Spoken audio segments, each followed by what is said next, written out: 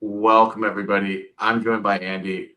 We decided we are tired of talking about cards for the night, so we're just going to rank Star Wars movies and Star Wars shows because why not? So we have all the Star Wars movies, all 9 of the 3 trilogies, and then all of the relevant Disney shows, and we're just going to rank them S to F. And this is a pre-made list, so we have some fun narrative things here, like being Bantha Poodoo. So let's just get started with this. Andy, any thoughts about ranking these? I've got a, my opinion in my mind, and I might have some hot takes. So let's get into it. Okay. It's also interesting to think about you've watched all of these movies or shows and like how much TV you've watched in your life. Yeah, all right. We have Phantom Menace. I know you and I are going to differ on this. I know because you love the Phantom Menace, and I'm going to say it's a D, not good. I hate the Phantom Menace. Okay, I think it's a B. Can we settle on a C? All right, we'll settle on a C. It's still a pretty trashy movie. Okay, Phantom Menace is S tier in my book, but I'm being compromising. S tier? No, Darth Maul is the best villain in Star Wars. Absolutely not. But all right. Yeah. Okay. We have Attack of the Clones, which is oh man, Attack of the Clones is it's so bad, and the CGI didn't age well. If you go back and look at that, it's horrendous. I watched Attack of the Clones like 6 months ago, and I was like, I struggled with the dialogue. I struggled with the CGI. Everything about that movie is so bad. Here's the thing about Phantom Menace is like it's actually a quite pretty film, right? Like in pretty locations, and it doesn't have like the same convoluted plot crap where it's like there's an assassin trying to kill the queen who hired an assassin who hired like a robot who hired a bug, right? Like it's just so. Phantom Menace is just, it's a fun little adventure. Plus, it's got Liam Neeson in it. Who doesn't leave? Okay. All right. Sith, Revenge of the Sith. D. No good. It's not. This lightsaber fight scene just goes on forever, and it's like not even good. It just looks so fake, choreographed. I don't care. Look, I didn't care about Padme in The Phantom Menace. I definitely didn't care about her in Attack of the Clones. And I really just don't care about her in Revenge of the Sith. And when she dies at the end of the movie, it's like, I don't care. I don't care about any of these characters. Well, I love that Sidious would just wander around like dueling everybody. He's like, all right, I took out Mace Windu, then I'm going to go fight Yoda. And he's just like wandering around for a while, like being disfigured. Just not a great film. No, it's not. I know a lot of people love it, but no. Yeah. Okay. We're getting to the good stuff here. A New Hope. So, I personally, I think it's probably an S tier film, but really it's probably more like an A. It's the most complete of the movies, like to just be able to sit and watch. And obviously it's just great. We'll put it in A. Yeah, I agree. I like a lot of things about A New Hope, but there's a few things that have always bugged me about A New Hope, and like it's pretty obvious that like that Lucas didn't know that Luke and Leia were going to be sisters when he gave them like a romantic, like that came to him later. Yeah, especially if you ever read Splinter of the Mind's Eye, which was the first book before Empire came out, and he had any idea what he was going to do in Empire. that story is like really unhinged if you know anything about Star Wars in the last 50 years. You read that one and it's like, whoa, what's going on here? So all right, next up we have Empire Strikes Back. And no question. What a film. So good. I think about the Battle of Hoth randomly at work, maybe once a week. I just think about. For me, it's, and I guess this is the reason why it's great. It's Cloud City. Like Cloud City, I think is just a super awesome place.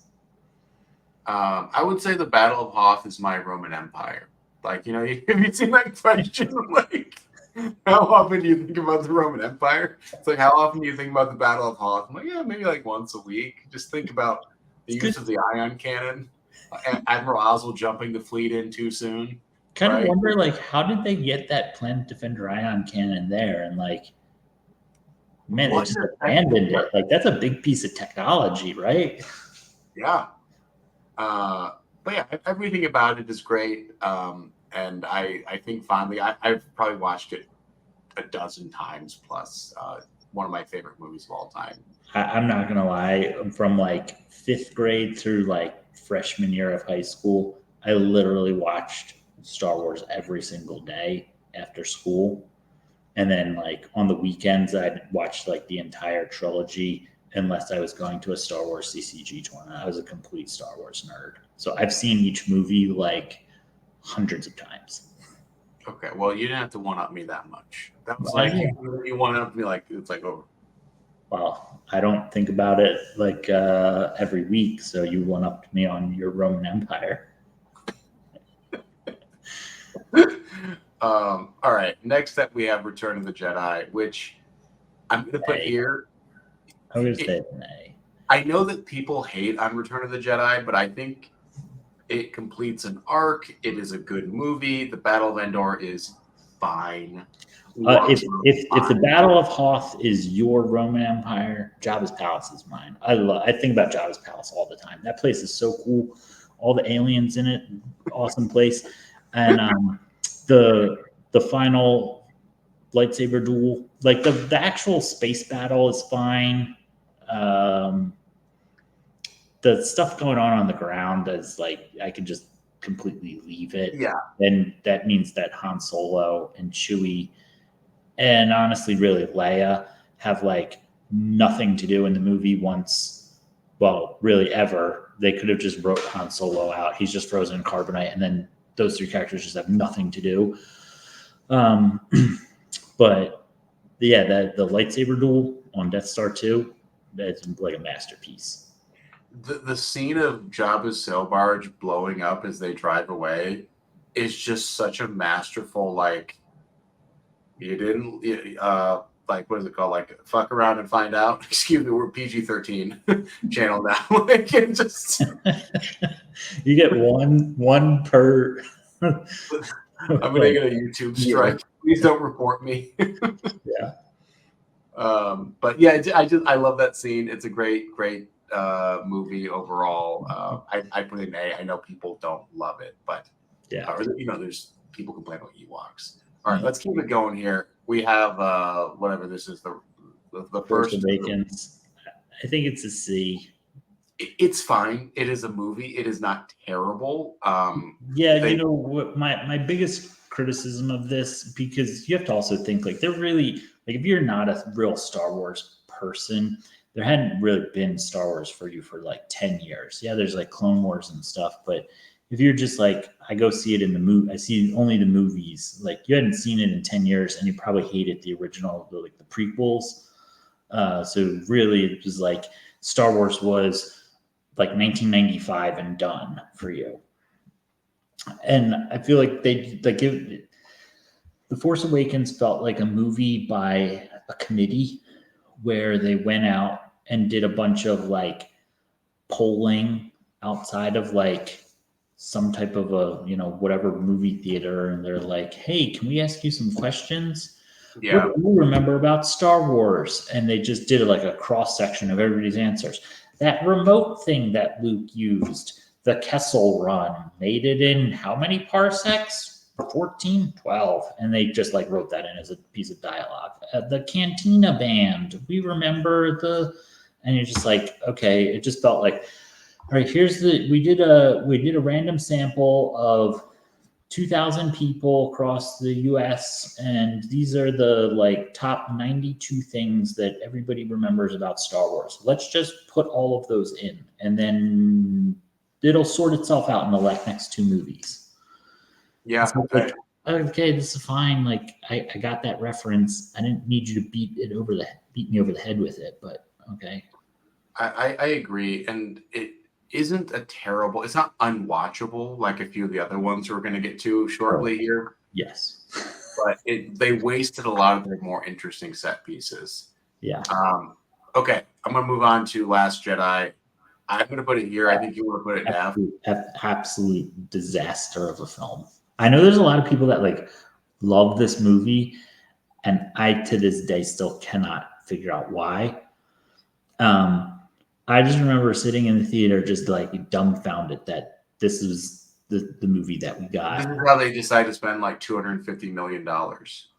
Yeah, and I've only ever seen it once. I watched it in the theater on opening day at midnight, and I got out of the theater at like 2:30, 2:45 in the morning. And I got in my car and I said, I will never watch that movie again. And to this day, I have never watched that movie again.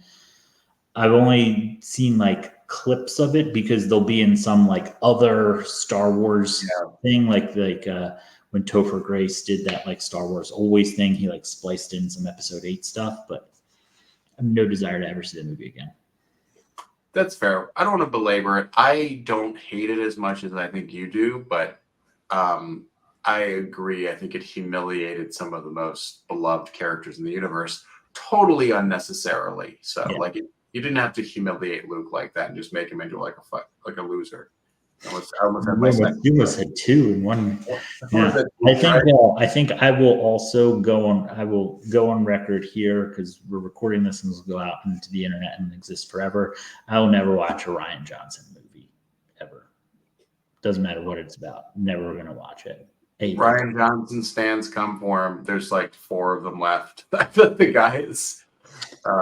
Okay, anyways, let's move on to the last of the trilogy. This is easy. This movie, it gets a G for me. It's below. It is one of the worst, most unwatchable. What is it even called? Rise of Skywalker. So for the Rise of Skywalker, I saw it once ever. I went at midnight opening night with my friend, and like maybe like 2 years later, a year and a half later, he was like, oh, we were talking about something. He's like, yeah, it's like when they rode the space horses across the Star Destroyer in Rise of Skywalker. And I was like, what did you say? What are you even talking about? He's like, yeah, remember when they rode space horses across the Star Destroyer? And I blanked this like whole movie out of my mind. And he and I basically watched like a recap of the whole movie because I didn't remember like almost a single thing that occurred in this movie other than the Emperor force lightning the sky. And I was just like, what the hell's going on here? And I still have never watched it a second time. I think that I don't know. I mean, I get that there's people that like The Last Jedi because of artistic choice or whatever. And there's not even like artistic choice in this movie. It's just bad. It's bad blockbuster. It's everything that's wrong with Hollywood blockbusters where they think more money equal better, like bigger boom equal better, bigger. And it's like, no. Like when they ran like Star Destroyer film, like this is stop. You guys are ruining anything. Yeah, it was horrible. I don't even really remember what happened in it. I just remember it being the absolute worst thing. And there were apparently space horses that rode across a Star Destroyer. That was the part, yeah. Yeah. Okay. Next we have Visions, which I've seen a little bit of. I think it's fine. Yeah, I'll put it around C. There's like a couple that where it was like, oh, this one's really good. I really like that. Or there's like something interesting, but on the most part, it's like, okay. I actually don't know what this is. Is this Star Wars Resistance? It's like a CD. It's weird. Like so my only story that I have about Resistance, it was basically leave it for me. I was like, whatever, because I really don't care about the sequel trilogy. They're just garbage. But apparently in this show, which I don't remember because I don't even remember Rise of Skywalker, like Poe Dameron shows up and like does something. And it was supposed to be them like I can't remember if it's supposed to be before The Last Jedi or just like after The Last Jedi. But like they didn't connect it within the movies. So like if you watch the TV show, like Poe Dameron like shows up and he's like supposed to like have them go on like some secret mission to somewhere, and like just like they took his character like a completely different direction. And you're just like, oh, you guys didn't plan this one out. Yeah.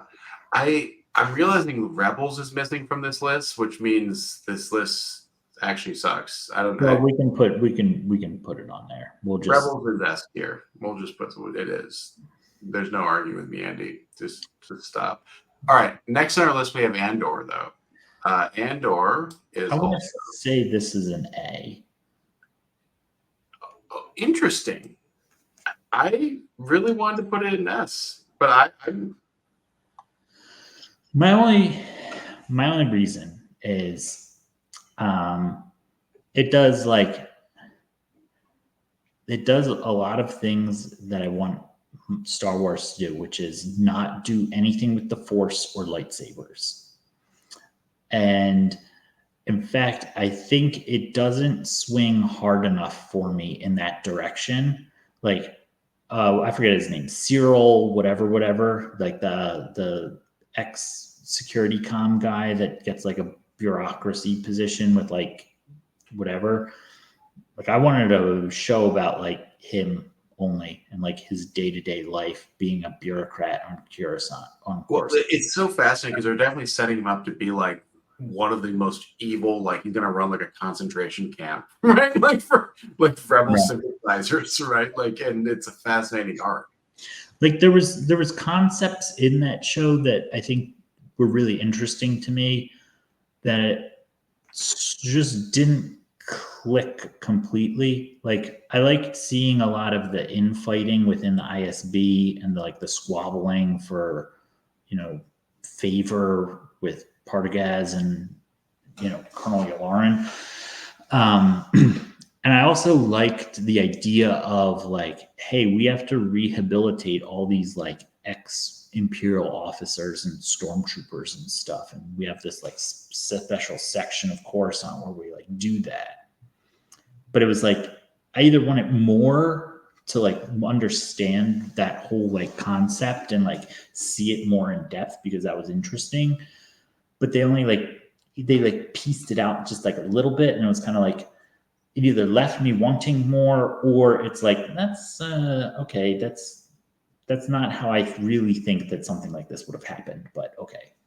Andor just felt like a very polished show to me. Like the way that the ISB came together, it all felt very thoughtful. And sometimes some of the Disney shows don't always feel thoughtful. Agreed.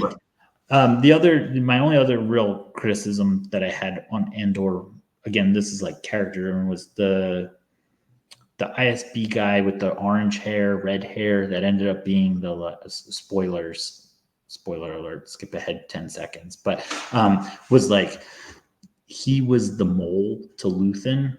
And it was like, I don't really buy that. His speech is pretty epic though. I think it's one of the best. His speech was, but like how he gets information is being fed by this guy who's, I don't know. I feel like there could have been just like some other things going on. I don't know. I'm not a screenwriter. I don't know how I would have done it, but like when I watched it, I was like, I really like this stuff on Aldani where they were doing the heist, because I really like heist movies and heist films and stuff with heists. That's really like my bread and butter. Like I love that stuff. So it's like that was really watching Ocean's 11 on repeat over here. I'm an Ocean's 13 kind of guy, actually. Okay. Just sounds terrible, but like I really like but then there was just like this, like they kept going back. Like once Andor left, whatever, I can't remember the name of the Ferrix, right? Once he left Ferrix, it was like, can you just leave Ferrix? Like I didn't like Ferrix as a planet. I didn't care for his mom and the droid and the whatever. It was like a working class planet, right? That was like the vibe, right? It was like the entire planet's poor and they work in like iron works or something. Right. And it's like, and he keeps going back there because I don't know why. I was just like, okay, you set up like an episode or two on Ferrix, and the mom was like some Republic scientist, and they crashed on a planet and took him, and there's something with his sister, and they're just, the whole Ferrex stuff was kind of a mess to me, and I wasn't super into it, especially like at the end with the riot and stuff. It's like, okay, I get it. There's like this like story arc climax, and they're all gonna fight and battle against the Empire and blah blah blah. All right, but I really liked the stuff on Aldani. I really liked all the stuff they did with Mon Mothma. I mean, come on, you made Mon Mothma an interesting character. Like, that's an achievement in itself. I actually, the best arc was the prison arc. That was just like a phenomenal portrayal of authoritarianism and like how, oh, this is cool. This is like a really cool. All the stuff on Coruscant, all the stuff with ISB. Although I really wanted more of the like squabbling and the backhandedness and the backstabbing and ISB type stuff. The prison stuff, all this like the different story arcs on Coruscant, Luthen's things, his antique shop, Mon Mothma, her husband, them going back and forth, Mon Mothma playing like layers and levels of like intrigue against ISB agents with like what she says, and all that was great. Everything that happened on Ferrex was like, I don't care. And it just going back to Ferrex. And it's like, I think of Andor as like, you could just be a normal person and watch it and enjoy it. You don't have to know that it's even Star Wars. All right, but let's move on to our next one here, which is Clone Wars.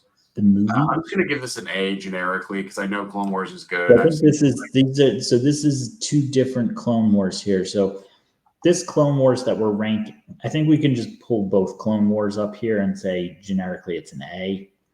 But is one the Clone Wars movie? Because Clone Wars movie is bad. But Clone Wars movie is just like the first 6 episodes abridged of season 1 of Clone Wars. I think that this one is the better Clone Wars. I think this is the worst one. Well, they're the same thing. But I think it's like the later seasons of Clone Wars are much better, right? Sure, but that's why I said we just put them all together, like Clone Wars. You don't have to. The movie itself is not really great because the thing with Clone Wars is season 6 was really good. That was the one that Netflix picked up, and season 7 is just very good, like really good. Like if we're just looking at season 7 of Clone Wars is probably S tier for me, but like seasons 1 through 5. It's hit or miss. And the way that I watched Clone Wars was any episodes that involved Padme or the droids or Jar Jar, I skipped. I didn't watch anything on those episodes.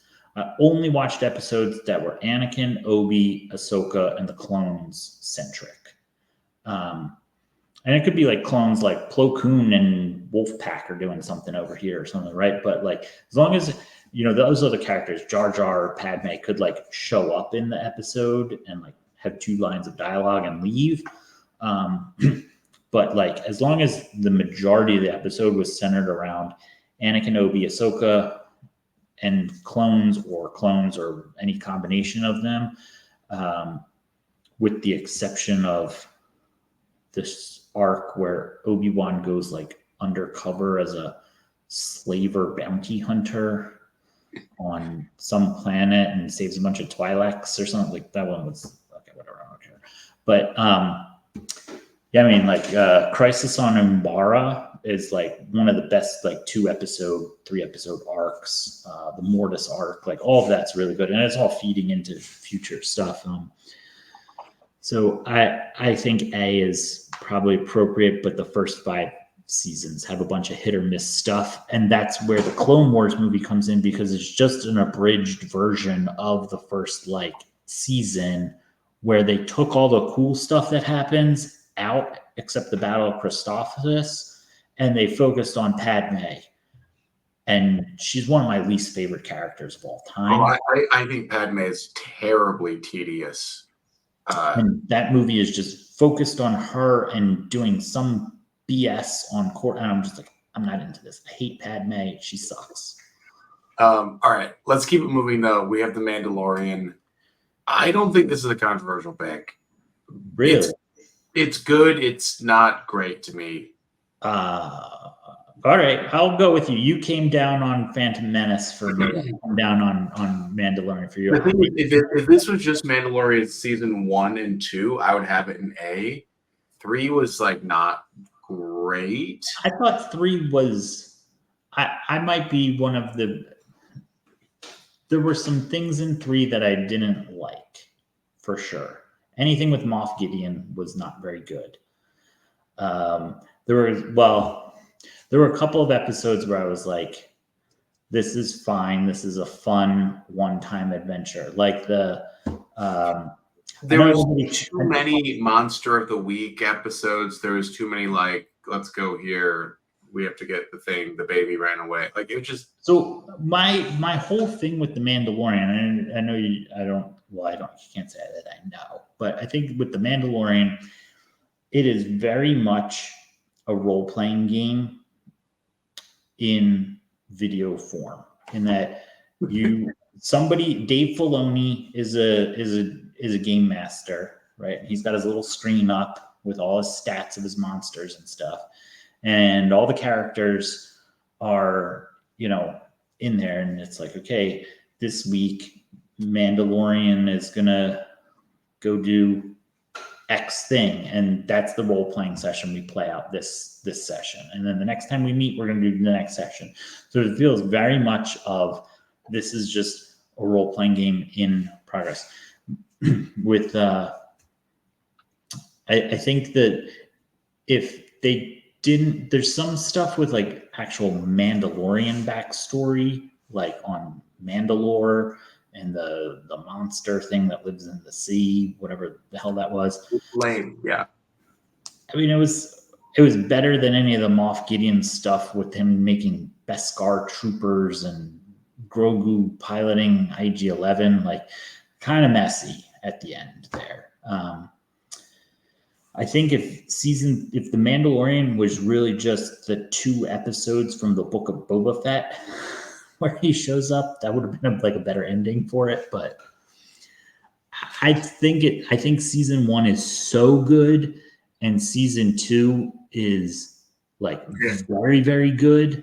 Yeah. That I still probably place the whole series at an A. Okay, fine. You can. We can go to B. We can go B. No, because we're about to have a bunch of B's here.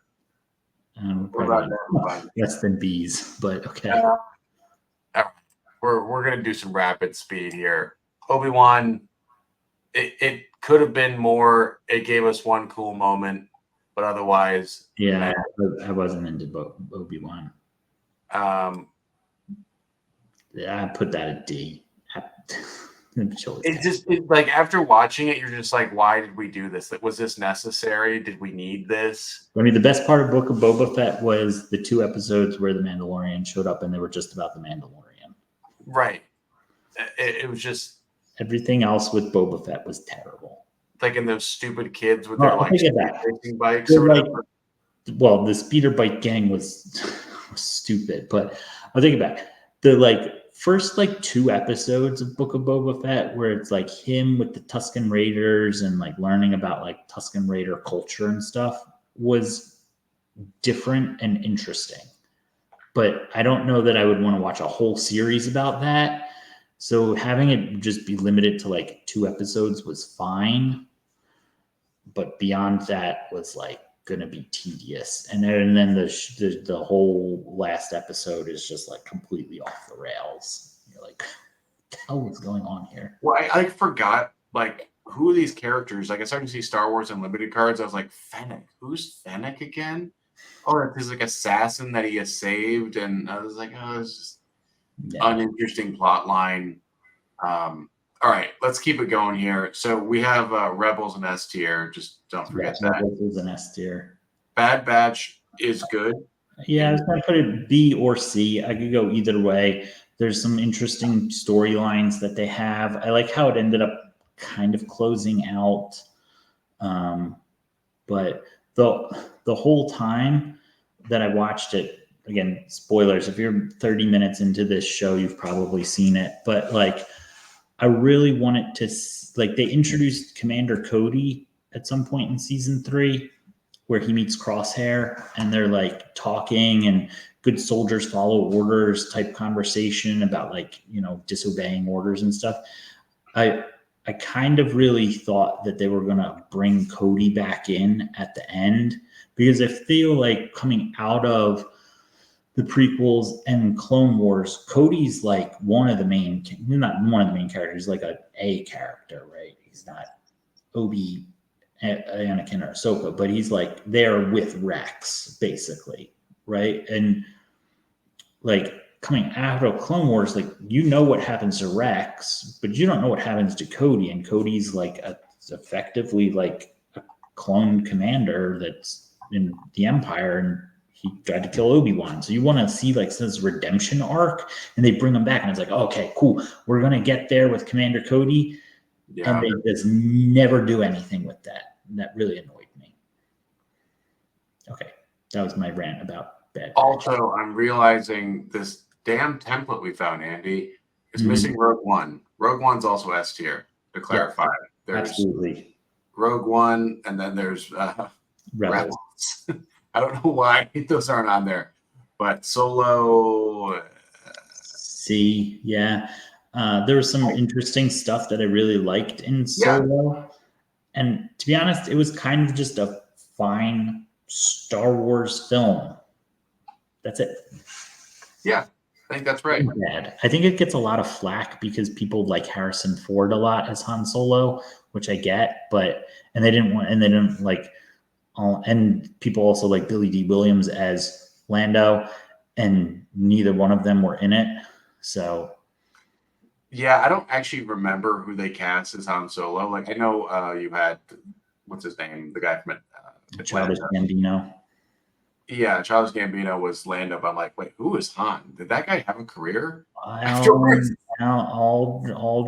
Emmerich, something like that. I don't know. But so my friend that I have, he downloaded a deep fake version of Solo where somebody went in very tediously and deep faked Harrison Ford and Billy D. Williams into it, and it's fantastic. Mm-hmm. I highly recommend watching Solo that way. I mean, I actually do think that like the Black Side, it's like I might rewatch it. It's not terrible, but C is where it belongs. Yeah. All right. Tales of the Jedi. That was the Ahsoka one. That was fine. I actually like Tales of the Empire, which isn't on here because that just released less than a month ago. Yeah. Tales of the Empire I thought was a lot better because I really liked the payoff for Barriss Offee. All right, and finally we have Ahsoka. I really loved Ahsoka. I thought Ahsoka was one of my I liked Ahsoka more than Andor, and I don't like lightsabers or the Force, so that's saying something. I mean, I put it there hedging that you were going to be like, oh dude, that's trash. I really thought you were going to come after me, so I put it there as a hedge. There was so many cool things about Ahsoka, like just really good. I loved Baylan Skoll and Shin Hati. Right? Oh my god! I'm so sad he died. They were super good. I think I liked Hu Yang. I liked. I still don't really give a crap about Morgan Elsbeth. I could just leave her as a character, but it was really cool seeing Dathomir Witches, even though that's still one of my least favorite parts of Clone War, but they were pretty cool. Like the zombie troopers, Thrawn, the Shadow Council, or was the Shadow Council the Shadow Council was in it. Maybe that was in Mandalorian. But no, you've won. I actually might rewatch Ahsoka now that you say all these things. And then there was just like you get to see the outcome of Rebels, which is one of the best Star Wars pieces of media, and like what actually happened to them, right? I mean, not Zeb, but you learned about Zeb in whatever that one show was, right? I mean, there's some like weird things with like Hera in there where she's like, and then like there was like a court case, and then C3PO shows up and he's like, I think we should do this. And you're like, okay, C3PO, get out of here. Why are you here? And then Mon Mothma's like, oh yeah, absolutely, go do this. And that's the end of the court case. And I'm like, that's not how any of that would work in real life. And then she just like steals a ship, and it's just kind of like, hey, why wouldn't you investigate like Imperial remnants, especially if an Like, what ex-Inquisitor else do you shows guys up, have to do? Yeah, what else do you have to do? especially if an ex-Inquisitor shows up on Corellia, which is like one of the main planets of the galaxy, at a shipyard that you've traced back to Imperial activity, and starts fighting with his red lightsaber. Like, why would you guys just not? Like, I imagine this all takes place before Luke goes crazy from burning down the Jedi Temple, because Ahsoka shows up like 2 months later when he's building it. So it's like, hey, we could just go get Luke Skywalker to go help us fight a Sith Inquisitor that showed up, right? Like, you guys know who Luke Skywalker is? It's kind of, and they're like, yeah, you would probably send a whole fleet to go do this rather than one ship and then try to, I don't know. So there's like some weird stuff going on there, which is probably why it doesn't get S tier for me. But yeah, I also really liked Hati's rock and roll. That was pretty cool. Yeah. Okay. So this is our list, guys. Keep in mind that for some reason Rebels and Rogue One aren't on it, but I think this is actually a pretty fair list, that there's not too many controversial picks. I think this is pretty like mainstream, most of our picks, to be honest. Yeah. I mean, and beyond S tier plus, I think we have to put it out there for the holiday special and both of the Ewok specials, Caravan of Courage and Battle for Andor. Those are beautiful films that you meet like Chewbacca's wife or something. And yeah. Comment below with a heart for Caravan of Courage and Battle of Andor if you've made it to 37 minutes into this video. Don't forget to like and subscribe. Thanks, Andy. All right, guys, I'd love to hear your lists. Check out Andy's channel for 4-hour diatribes about Star Wars as he drives to work, and some Star Wars CCG tutorials. But that's all the time we have for today. We'll see you guys later. Bye.